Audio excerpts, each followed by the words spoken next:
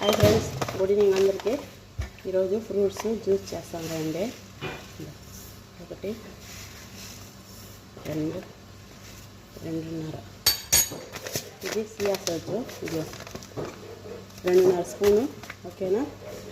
దీంట్లో కొద్దిగా ఒక 1/2 స్పూన్ వాటర్ పోసుకుంటా. ఇది కలిపేసేదానికి. ఇది కలిపేసినాం కదా.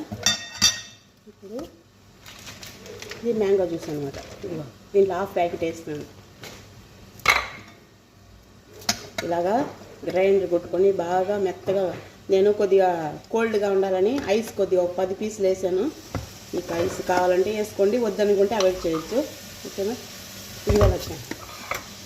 దాంట్లో వేసాం కదా, ఈ మార్గం మనం బాగా కలుపుకున్నామంటే దీంట్లో బాగా కలిసిపోతుంది. ఈ ఫ్రూట్స్ అంతా కలిపేసి ఒక 2 అవర్స్ 3 అవర్స్ బాగా ఫ్రిడ్జ్లో పెట్టేసి తర్వాత మనం ఎత్తుకొని తినే ఉంటే బాగా సలవుగా ఉంటుంది. బయట పోయే వాళ్ళకి, తర్వాత ఇంట్లో ఉండే వాళ్ళకి, డైట్ చేసే వాళ్ళకి అందరికి పనికొస్తుంది. ఒకసారి మీరు ట్రై చేసి చూడండి. దీనికి క్రీమ్ వేయాలి.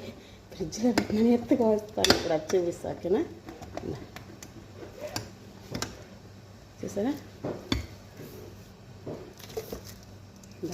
ఇది ఓకేనా? ఇది 1/2 వేసాను, ఎందుకంటే ఫుల్ ప్యాకెట్ వేయలేదు. దీంట్లో 1/2 వేసాను, 1/2 ఎత్తి పెట్టినాను. ఒకే రోజు మొత్తం తాగరు కదా, వేస్ట్గా పోతుంది. అందుకోసం ఇది గింజలు వేసాం కదా, దాంట్లో 2 స్పూన్లు అయితే సరిపోతుంది. ఇలా బాగా మిక్స్ చేసుకోండి. ఓకేనా? ఇదిగో బాగా మిక్స్ చేసుకున్న తర్వాత ఇలా వస్తుంది. కలుపుకున్నారా? బాగా మిక్స్ అయిపోయిన దాంట్లో ఒక 10 మినిట్స్ 15 మినిట్స్ అయితే బాగా ఉబ్బుకుంటాయి అన్నమాట. అవి వాళ్ళు ఎప్పుడో 3 గంటలు తింటారు, అందుకే ఇప్పుడు కలిపేసి ఫ్రిడ్జ్లో పెడతాను. ఓకేనా? ఇది అయిపోయింది. ఇక్కడ పెట్టేసాం. ఇప్పుడు దీన్ని గలీజ్ లేకుండా చుట్టూ బాగా క్లీన్ చేసుకుంటాను. ఇలా చేసుకుంటున్నాం కదా, బాగా ఈజీగా సింపుల్గా చేసుకోవచ్చు. జస్ట్ ఒక 10 మినిట్లో అయిపోతుంది ఇలాంటి జ్యూసు. ఎందుకంటే మనం బయట పని చేసే వాళ్ళైనా సరే, ఇంట్లో పని చేసే వాళ్ళైనా సరే, బాగా ఎండగా ఉంది ఇప్పుడు.